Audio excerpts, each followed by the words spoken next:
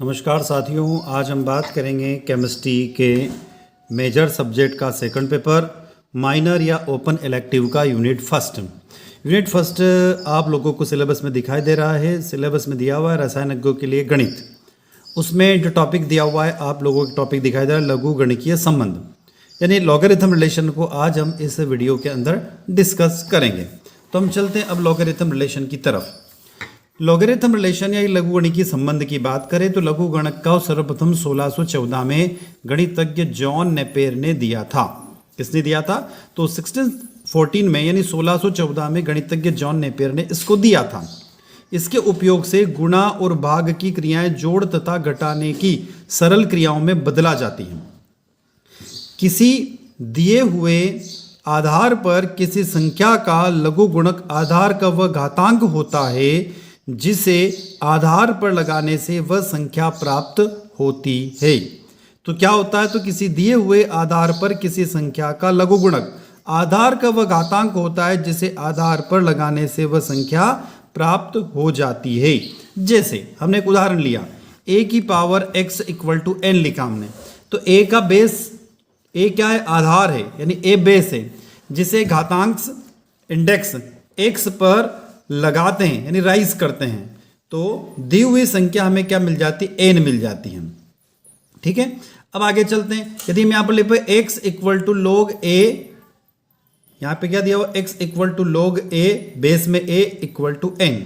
यदि हम एक और एग्जांपल, यदि 2 की पावर 4 है तो हम लोग जानते हैं क्या होता है? 16 होता है। तो इसको कैसे लिख सकते हैं? 4 इक्वल टू लॉग 2 16, ऐसे लिखा जा सकता है। तो जो पावर में था 4 वो तो आ गया फ्रंट में, क्लियर है। फिर था लॉग और बेस में आ गया 2, और ये किसके इक्वल हो गया? तो यहां पे 16 आ गया, अर्थात 16 के 2 के आधार पर लघु गुणक 4 होगा। इसी तरीके से 10 की पावर 5 दी हुई है तो हम लोग जानते 10 की घात 5 बराबर क्या होता है? यहां पर दिया हुआ 10,000 होता है। तो हम क्या लिख सकते हैं? 5 log 10 क्या लिखा जा सकता है? यहां पर 10,000 लिखा जा सकता है। इसी तरीके से एक और यहाँ पर रिलेशन बता रखा, 5 की पावर 4 होता है तो वो 625 होता है। तो 4 equal to log 5, 4 equal to log 5 base में आ गया, वो क्या आ गया? 625 हो गया। तो ये हम देख रहे हैं इसके अंदर लॉगरिथम रिलेशंस। चलो इसके आगे चलते हैं हम लोग। अब बात करते हैं हम टाइप्स ऑफ लॉगरिथम की, लघु गुणक के प्रकार। तो लघु गुणक टोटल 2 प्रकार का होता है। पहला होता है नेचुरल या नेपियरियन प्रणाली, नेचुरल या नेचुरल सिस्टम। इसका आधार हम ई मानते हैं, जिसका आंकिक मान लगभग 2.7182 होता है। जिसका आंकिक मान क्या होता है? 2.7182 होता है। इस प्रणाली का थ्योरेटिकल महत्व है, यानी इस प्रणाली का कौन सा महत्व है? थ्योरेटिकल महत्व है। यह प्रणाली यानी यह सिस्टम भौतिक तथा गणितीय सूत्रों में प्रयुक्त होती है। ये जो सिस्टम है कहाँ होता है? तो फिजिकल और मैथमेटिकल फार्मूलों में इसका यूज किया जाता है, इसका उपयोग किया जाता है। इसे लॉग बेस ई या ln से प्रदर्शित करते हैं। किससे प्रदर्शित करते हैं? तो नेचुरल या नेपियरियन सिस्टम जो है उसको लॉग ई या ln से डिनोटेड करते हैं। यदि हम कहें कि y इक्वल टू ई की पावर x हो तो log का बेस e हो जाएगा और y इक्वल टू x होगा। इसी तरीके से हम लोग लिखे कि log e y है, या इसे ln y भी लिख सकते हैं। इसे कैसे लिख सकते हैं? तो log बेस ई वाई, या इसे ln y भी लिखा जा सकता है। तो ये तो थी हमारी पहला सिस्टम, नेचुरल या नेपियरियन सिस्टम कहते हैं। दूसरे सिस्टम की तरफ चलते हैं। दूसरा सिस्टम जो दिया हुआ है कॉमन और ब्रिक्स सिस्टम। इस प्रणाली में लघु गुणक का आधार हमेशा 10 यानी कि 10 होता है।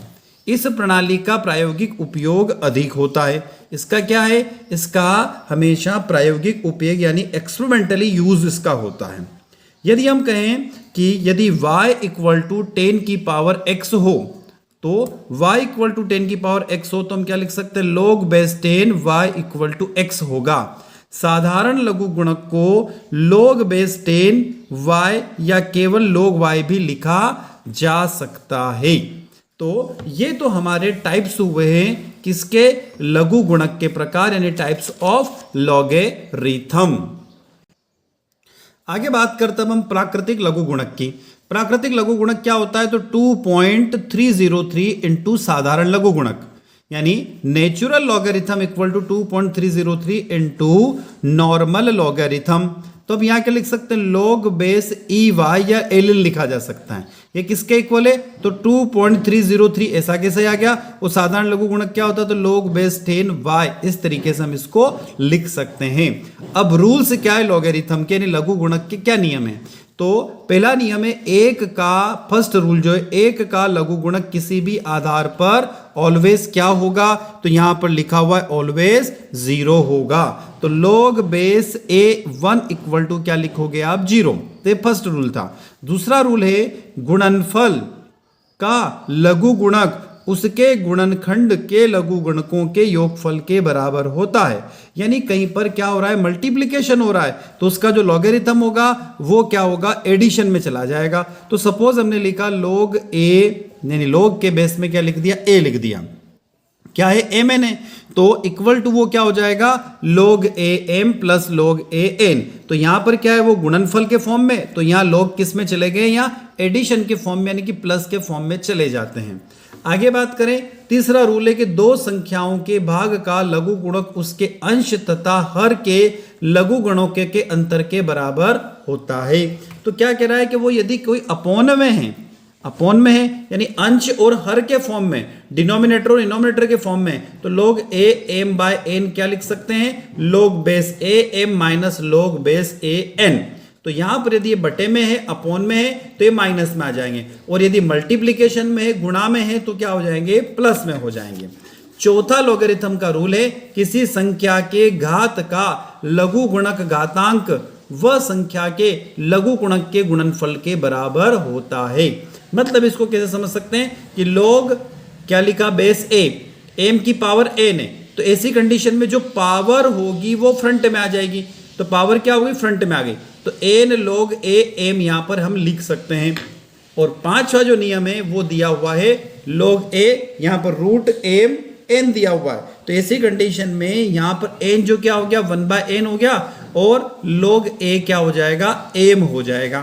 तो ये लॉगरिथम के 5 अलग अलग रूल्स होते हैं जो भी हमने देखे। पहला रूल, दूसरा रूल, तीसरा रूल, चौथा रूल और पांचवा रूल, यानी इन पांचों रूल्स को हमने 1 बाय 1 अभी इसके अंदर डिस्कस किया। अब आगे डिस्कस करेंगे हम लोग पार्ट्स ऑफ लॉगरिथम, लघु गुणक के भाग। किसी भी संख्या का लॉगरिथम के 2 पार्ट होते हैं। लॉगरिथम के कितने पार्ट होते हैं? तो लॉगरिथम के 2 भाग होते हैं। पहला पूर्णांश होता है और दूसरा होता है अपूर्णांश। तो पूर्णांश यानी कैरेक्टरिस्टिक्स होता है, तो पूर्णांश लघु गुणक का पूर्ण भाग होता है, यानी कैरेक्टरिस्टिक्स लॉगरिथम का कंप्लीट पार्ट होता है। यह धनात्मक अथवा ऋणात्मक हो सकता है।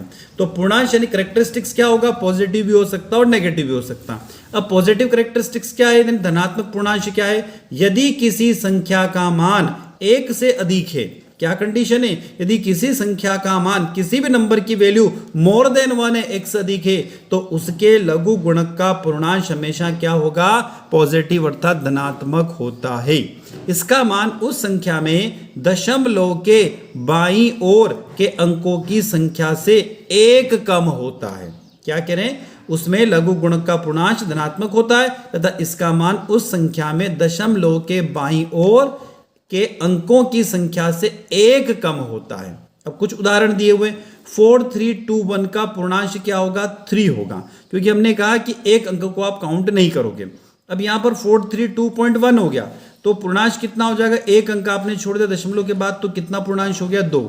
इसमें दशमलव के बाद फिर एक अंक छोड़ दिया तो पूर्णांश क्या हो गया? 1, और दशमलव के बाद एक ही अंक है तो पूर्णांश क्या हो जाएगा? 0। तो यहां पर हम दे रहे हैं कि 4321 का पूर्णांश 3 होगा। 432.1 लिख दिया तो पूर्णांश 2 हो जाएगा। 43.21 है तो पूर्णांश 1 हो जाएगा। और यहां पर इस 4 के आगे कोई भी नंबर नहीं है, तो इसको हम यहां पर 0 मान लेते हैं, नंबर नहीं है, तो इसका पूर्णांश क्या होगा? 0 हो जाएगा। अब बात करते हैं ऋणात्मक पूर्णांश की, नेगेटिव कैरेक्टरिस्टिक्स की। अब नेगेटिव कैरेक्टरिस्टिक्स क्या, उसकी तरफ चलते हैं हम लोग। यदि किसी संख्या का मान 1 से कम है, धनात्मक में क्या था? 1 से अधिक है, ऋणात्मक में क्या है? नेगेटिव में 1 से कम है, तो उसके log का पूर्णांश क्या होगा? उसकी कैरेक्टरिस्टिक्स नेगेटिव होगी। तथा इसका मान संख्या में दशमलव के दाहिनी ओर स्थित जीरो की संख्या से एक अधिक होता है। वहां पर क्या था, एक कम था, यहां पर क्या हो गया, एक अधिक हो गया। जैसे 0.4212 का पूर्णांश -1, क्योंकि इसके आगे कोई भी नंबर नहीं है, -1, तथा इसे 1 बार भी लिखा जा सकता है। तो हम ये कह सकते हैं कि लॉगरिथम के टोटल कितने पार्ट्स होते हैं, तो लॉगरिथम के 2 पार्ट होते हैं। पहला पार्ट हमने अभी डिस्कस किया, कैरेक्टरिस्टिक्स यानी पूर्णांश। ये 2 प्रकार का होता है, धनात्मक पूर्णांश और ऋणात्मक पूर्णांश। धनात्मक पूर्णांश का मतलब इसमें किसी संख्या का मान 1 से क्या हो जाएगा, अधिक हो जाता है, और ऋणात्मक में क्या हो जाएगा, संख्या का मान 1 से कम हो जाता है। तो 1 में बाईं तरफ जाती है संख्या, 1 में दाईं तरफ चली जाती है। तो ये तो था हमारा पहला कैरेक्टरिस्टिक्स से पहला पार्ट। दूसरे पार्ट की तरफ अब हम चल रहे हैं। दूसरे पार्ट में जाने से पहले हम यहां पर एक बार और समझ लेते हैं नेगेटिव कैरेक्टरिस्टिक्स को। यदि हमारे पास कोई वैल्यू 0.04212 है तो इसका पूर्णांश क्या हो गया, -2 हो गया, क्योंकि पॉइंट के बाद में क्या है, 0 0 का मतलब हम यहां पर क्या मान लेंगे, एक ज्यादा शिफ्ट हो जाएगी तो -2 हो जाता है, तथा इसे 2 बार भी लिखा जा सकता है। यदि 0.00 है तो कितना पूर्णांश हो जाएगा, -3 हो जाएगा, तथा इसे 3 बार लिखा जा सकता है। तो ये तो था कैरेक्टरिस्टिक्स यानी पूर्णांश। तो ये 2 प्रकार का, पॉजिटिव और नेगेटिव। अब आगे चलते हैं हम अपूर्णांश की तरफ। ठीक है, तो अपूर्णांश यानी मेंटेसा क्या होता है, तो अपूर्णांश का मान हमेशा पॉजिटिव होता है, यानी उसका मान ऑलवेज क्या होगा, धनात्मक होगा। किसी संख्या में लॉग के दशमलव भाग को क्या कहेंगे, अपूर्णांश कहेंगे। क्या कहा जा रहा है, किसी भी संख्या के लॉग के दशमलव भाग को आप क्या कहोगे, अपूर्णांश कहेंगे। माना कि किन्हीं 2 संख्याओं के लॉग के मान क्रमशः 2.3010 और 2 बार पॉइंट, यहां पर ऊपर बार लगा हुआ है, क्लियर है, तो 2.2 बार 2.4711 है, तथा ये दोनों धनात्मक है। क्या है, तो हमने कहा कि माना कि किसी 2 संख्याओं के लॉग के मान क्रमशः 2.3010 और 2.4771 है, ऊपर बार लगा हुआ है। पहले लॉग का पूर्णांश 2 है तथा अपूर्णांश, पहले लॉग का पूर्णांश क्या हो गया, 2 है, अपूर्णांश क्या होगा, तो इस 2 की जगह 0 आ जाएगा, तो 0.3010 ये पीछे वाला अपूर्णांश हो जाएगा, तथा ये दोनों क्या हो जाएंगे, पॉजिटिव कहलाते हैं। क्लियर है। अब बार लग गया तो बार का मतलब सीधा क्या हो जाएगा, नेगेटिव।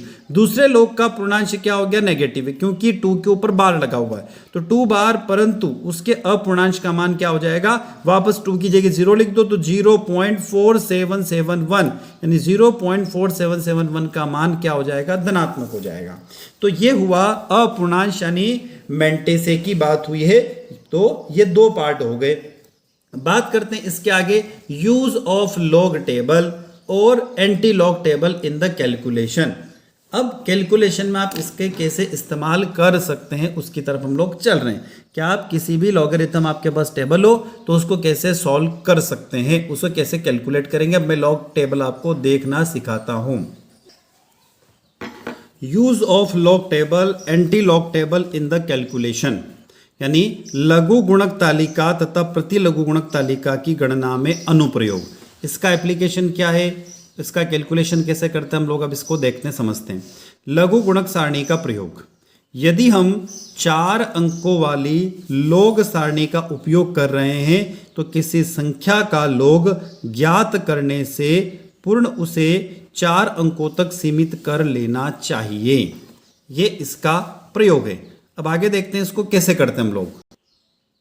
यहां पर हम एक उदाहरण ले रहे हैं। कोई संख्या 635.25 पे जिसका हमें लॉग ज्ञात करना है, तो हम 635.2 का ही लॉग ज्ञात कर सकते हैं। सबसे पहले हम लॉग का पूर्णांश ज्ञात करेंगे। क्या ज्ञात करना आपको, पूर्णांश ज्ञात करना। पूर्णांश ज्ञात करने के लिए लॉग टेबल देखने की आवश्यकता नहीं होती है। क्या कर रहे हैं हम लोग, पूर्णांश ज्ञात कर रहे हैं, यानी कैरेक्टरिस्टिक्स पता कर रहे हैं। तो किसी भी संख्या का पूर्णांश उस संख्या में दशमलव के बाईं ओर स्थित अंकों की संख्या से 1 कम होता है। क्या कहा जा रहा है कि किसी भी संख्या का पूर्णांश यानी उसका कैरेक्टरिस्टिक्स उस संख्या में दशमलव के बाईं ओर स्थित अंकों की संख्या से 1 कम होता है। जैसे 635.2 में दशमलव के बाईं ओर अंकों की संख्या कितनी है? तो आप यहाँ पर देखोगे संख्या यहाँ पर 3 दिखाई दे रही है, उससे एक कम अर्थात इसका पूर्णांश कितना हो जाएगा? 2 पूर्णांश का मान होगा। क्लियर है? तो पूर्णांश ज्ञात करने का नियम क्या है कि दशमलव के बाईं ओर कितनी संख्या है उससे एक कम कर देना है, वो आपका पूर्णांश हो गया। अब हम चल रहे अपूर्णांश की तरफ। ठीक है, तो अब अपूर्णांश क्या होगा? तो अपूर्णांश ज्ञात करना, तो अपूर्णांश ज्ञात करने के लिए मान लो संख्या में दशमलव नहीं है, तो दशमलव को घटा देने पर 635 यानी आपने क्या किया? दशमलव को हटा दिया, वहां से गायब कर दिया। तो आपको यहां पर पहले वैल्यू क्या दिख रही थी? 635.2 था, अब क्या हो गया? 6352 होगी। अपूर्णांश का मान ज्ञात करने के लिए 63 के सामने पांचवें वर्टिकल खाने पे लिखा हुआ हम नंबर देखेंगे। अब आपको क्या करना है? अपूर्णांश ज्ञात करना है। तो देखो क्या कहा गया है, पहले उसको समझ लो। 63 के सामने क्या देखना? आपको 5 को देखना है। तो मैं अभी आपके सामने लॉग टेबल ला रहा हूँ, फिर इसको हम देखते हैं। तो लॉग टेबल लाने और देखने पर क्या हो रहा है उसकी तरफ हम लोग चलते हैं। तो यहाँ पर हमारे सामने एक लॉग टेबल है, उसमें आपको दिखाई दे रहा है नंबर 63। ये 63 नंबर आपको दिखाई दे रहा है। ठीक है, 63 के सामने 5 हुई, तो 0 1 2 3 4 5। अब आपको यहाँ 5वें नंबर पे क्या दिखाई दे रहा है? 8028, क्योंकि आप ऊपर से देखें 5वें पे आ रहे तो आपको क्या दिखाई दे रहा है? 8028। तो हम यहाँ पर वापस आ जाते हैं, तो आपने यहाँ पर क्या लिखा? वह संख्या 8028 होगी। अब हम माध्य अंतर यानी मिन डिफरेंस के खाने में 2 के नीचे तथा 63 के सामने देखेंगे। अब देखो हम क्या कर रहे हैं, ये टेबल आपके सामने आ गई, इसमें आपको मिन डिफरेंस दिखाई दे रहा है यहाँ पर। क्लियर है? तो हम लोग मिन डिफरेंस के आगे तो हम क्या करें? अब 63 आपको कहाँ दिखाई दे रहा है? तो 63 दिखाई दे रहा है। 63 के आगे हम यहाँ पर आगे तो 8028 है। अब मिन डिफरेंस हमारा कितना है? तो मिन डिफरेंस यहाँ पर 2 है। 2 के यहाँ पर आपको कितना दिखाई दे रहा है? 1 दिखाई दे रहा है। ऊपर देख लीजिए 2, ये मिन डिफरेंस 2 चालू हुआ, तो मीन डिफरेंस 2 चालू हुआ, तो उसी लाइन में यदि आप आओगे तो आपको 63 के सामने क्या लिखा हुआ दिखाई देगा? 1 लिखा हुआ दिखाई देगा। तो हमने कहा कि 63 के सामने लॉग टेबल में लिखी गई संख्या देखने पर 1 है, इसमें 8028 को हम जोड़ देते हैं। तो जोड़ने के बाद हमें संख्या मिलेगी 8029 प्राप्त हो जाएगी। अतः अपूर्णांश का मान क्या लगा दोगे? उसके आगे दशमलव लगा दोगे, तो 0.8029 होगा। अतः संख्या नंबर 635.2 के लॉग के पूर्णांश और अपूर्णांश को यदि हम कहें तो लॉग का पूर्णांश और अपूर्णांश क्या होगा? तो इन दोनों को मिलाकर लॉग का कुल मान 2.8029 हो जाएगा। क्लियर है? तो ये आपने क्या निकाल लिया? लॉग वैल्यू निकाल ली। किसकी निकाली? 635.2 की निकाल ली। अब हम चलते एंटी लॉग की तरफ यानी प्रति लघु गुणक की तरफ। यदि a की पावर x बराबर n हो तो log a n equal to x होगा एवं n बराबर एंटी लॉग x होगा। अतः n बराबर एंटी लॉग ब्रैकेट में log n भी लिखा जा सकते हैं हम लोग। ठीक है, तो ये हमारा क्या हो गया? एंटी लॉग की बात हो गई यहां पर। अर्थात किसी संख्या के लघु गुणक का प्रति लघु गुणक यानी लॉगरिथम का एंटी लॉग वह संख्या स्वयं होती है। क्या क्या है इसमें पॉइंट्स? किसी लॉग से संबंधित संख्या का मान ज्ञात करने के लिए एंटी लॉग टेबल का प्रयोग किया जाता है। मान लो किसी संख्या के लॉग का मान 1.5958 है, तो इस संख्या का मान आपको ज्ञात करना है। क्या मान है आपका? 1.5958 है। अब आपको क्या ज्ञात करना है? इसका एंटीलॉग ज्ञात करना है। तो एंटीलॉग सारणी में सबसे पहले कॉलम में 1.5958 है, इस संख्या का मीन ज्ञात करते हैं। तो सारणी में सबसे पहले कॉलम में 1.5958 की अपूर्णांश वाली संख्या 5958 है, यानी इसके आगे हमने दशमलव उठा दिया तो क्या मिला आपको? 5958 मिला। इसके पहले के 2 अंक क्या है? 0.59 को देखिए। ठीक है, तो इसके पहले के 2 अंक 0.59 को अभी हम देखेंगे। 0.59 देख रहे हैं, तो 0.59 के बाद आपको कौन सा अंक दिखाई दे रहा? 5 दिखाई दे रहा। तो 59 की पंक्ति में 5 के नीचे वाले कॉलम को देखेंगे। तो 59 के जो 5 वाला कॉलम है उसको देखेंगे। वहाँ पर क्या संख्या प्राप्त हो रही, तो कॉलम में लिखी गई संख्या पढ़ लेते हैं, 3936 है। क्या ये 3936 आती है कि नहीं आती है, उसको अभी हम लोग इसके अंदर देखते हैं कि आखिरकार क्या है इसके अंदर। तो अभी हमें क्या कहा गया है कि 59, अब 0.59 की बात करें तो एक टेबल में आपके सामने एंटीलॉग टेबल लेकर आया हूँ।